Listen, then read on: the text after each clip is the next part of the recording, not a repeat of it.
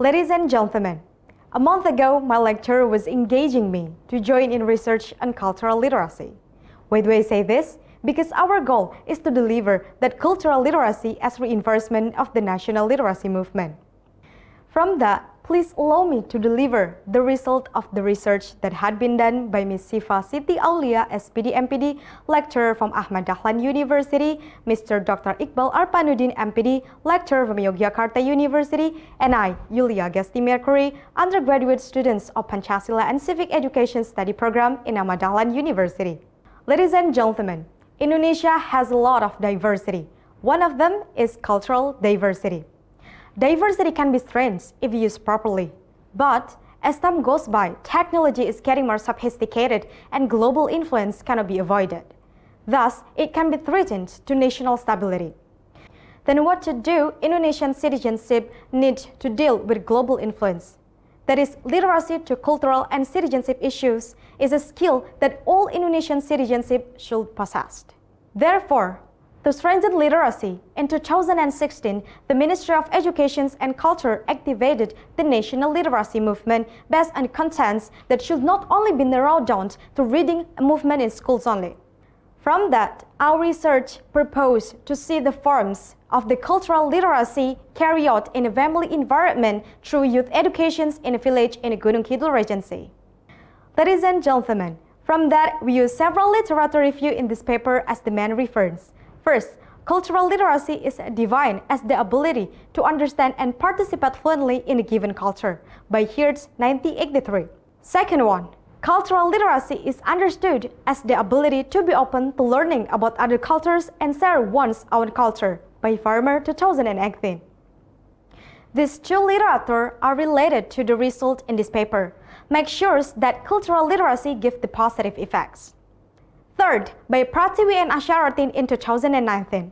Regarding disinformation in Indonesia, saw that this phenomenon of disinformation occurs a lot in society, especially in area where information literacy is still lacking. And the most vulnerable generations is the millennial generation.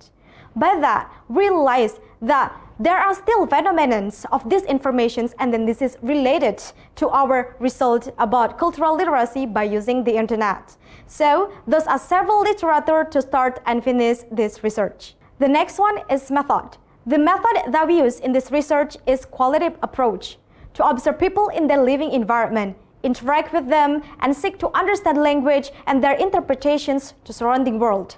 And then the method that we use in a case study, wanting to set teenagers in Topoyo hamlets in terms of cultural literacy, whether it's run or not in the family and how it looks. The data analysis used in 7 stages, namely making a list and grouping preliminary data, reductions and elimination, grouping and giving terms to each remaining of group invariant constitutes from the eliminations process, final identification, constructions of informant textual descriptions, creating structural descriptions and combining text and structural descriptions to produce meaning and essence of the environment. Ladies and gentlemen, we get into the result part of this research. We made 4-point results referred to cultural literacy and citizenship guidebook. The first one, the internet in the average family is used to introduce culture, but they didn't explain what types of culture that they introduced to the family. Second one, habituations of using Javanese language to support the cultural literacy. The teenagers claimed to be fraud to use Javanese language in their daily lives, based on observations during devotions events that they are proud so about the interactions using a Javanese language in their lives.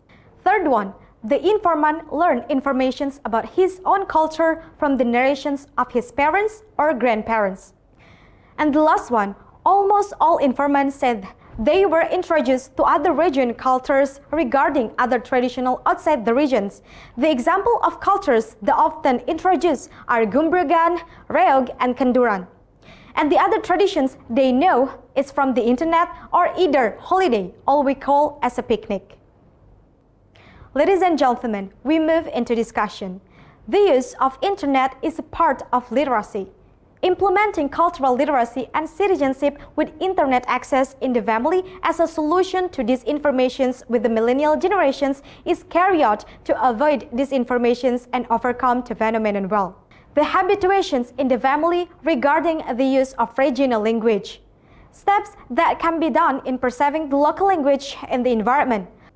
Provide a mutual understanding of language as a culture, introduce local language in the family, and create a family atmosphere as speakers. Introducing local and national cultures become vital because human and culture is inseparable. A person assembles himself into a socio-cultural unit in a society. From person to the community, give birth, create, fosters, and develop culture. The influence of cultural traditions is extraordinary. The cultural conditions of the community that has long been inherent in the community life will affect the political and economic performance of the community. Ladies and gentlemen, the conclusions of our research is family in Toboyo village have made cultural literacy efforts by using internet media. The teenagers in a Toboyo village are strengthening their cultures with language amid the open globalization. They have carried out a national action movement by sharing information about culture or based on activities together, all we call holiday, as a picnic. They can access the internet easily, so it is used to improve the cultural literacy and citizenship. Here are several references that we use in this paper. That's, ladies and gentlemen, that is what we want to deliver. Let's remember that one book, one pen, one child, and one children can change the world. Thank you.